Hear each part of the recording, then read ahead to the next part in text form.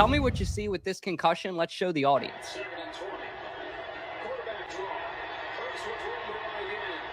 Down to the 20 he goes. He got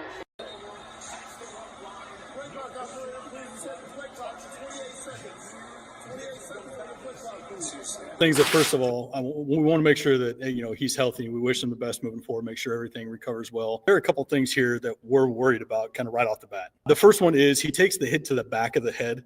So the hit kind of up on that top left side of his head with the helmet to helmet hit. It's a little concerning, but what more we're looking at is kind of how he hits his head on the ground, right? We all know that the ground's not soft. So when you take a hit to the back of the head and then you kind of bounce your head off the ground, we call those two things a coup and contra coup injury. So there's an injury to one side, it bounces and hits the other. Concussion recovery comes from how healthy the person was beforehand, right? If you look at the NFL players and how they can bounce back so much faster than, let's say, the middle-aged man that gets into a car accident, or the weekend warrior that falls and hits their head playing a basketball game, since I'm an Indiana guy, they don't recover and bounce back as fast because they don't have the same health level going into it. He pops right back up, right? He gives the thumbs up. He kind of gives that, looking over at the official, you give the thumbs up.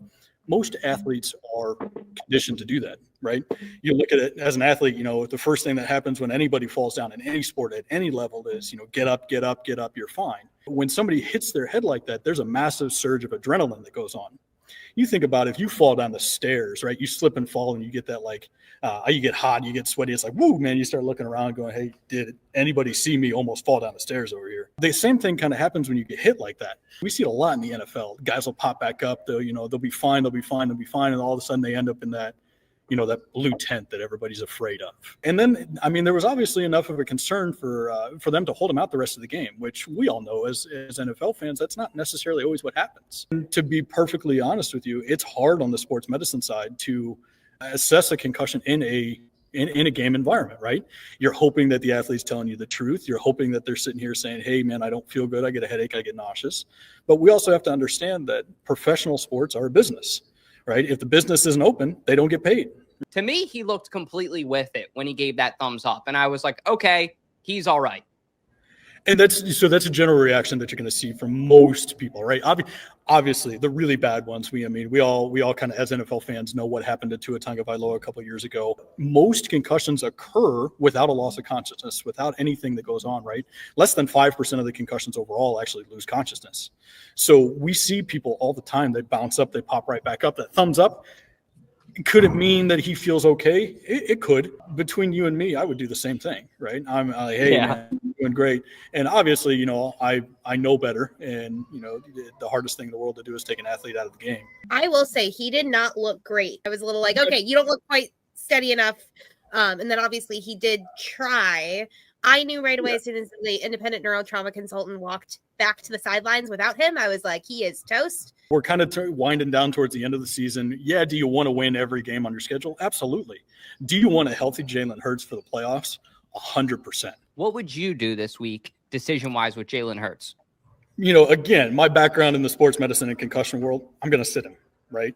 But it's a totally different world, right? Being in the professional basketball world back in the past, they are businesses. They are not necessarily people, right? You want business decisions. Jalen Hurts is a multi-million-dollar business asset. If he plays the game, you get more fans to come in. If he doesn't, Philly's a little different. You guys are diehard everything Phillies. So you're going to fill the stadium no matter what, right? You're going to fill the stadium whether Jalen playing or not, right? But you look at like ticket sales, you look at all these type of things, you lose money when your best players are not playing. It's easy from the sports medicine side of things that says, hey, man, I would always err on the side of caution as a brain. We talk about with our patients all the time, like, man, you can get new knees and new ankles and new elbows. Like you can get new heart and lungs. It's kind of harder to get those things, but you can get them. But at the end of the day, the brain's the only thing you have to have all the way through to the very end. My whole goal is long-term health, not necessarily, hey, can we win this Sunday? Matt, I appreciate you for joining us. Please let the people know where they can find you too. Yeah, man. Hey, we're on all the old social media platforms, Instagram, Facebook, X, Twitter, whatever it is now. We are at MW Concussion. Got to transition to a totally virtual concussion clinic. So, if you got some information, got some questions, shoot them out to me. I'm very interactive. I love doing stuff like this, man. I love coming out and just trying to spread some awareness on the concussion world.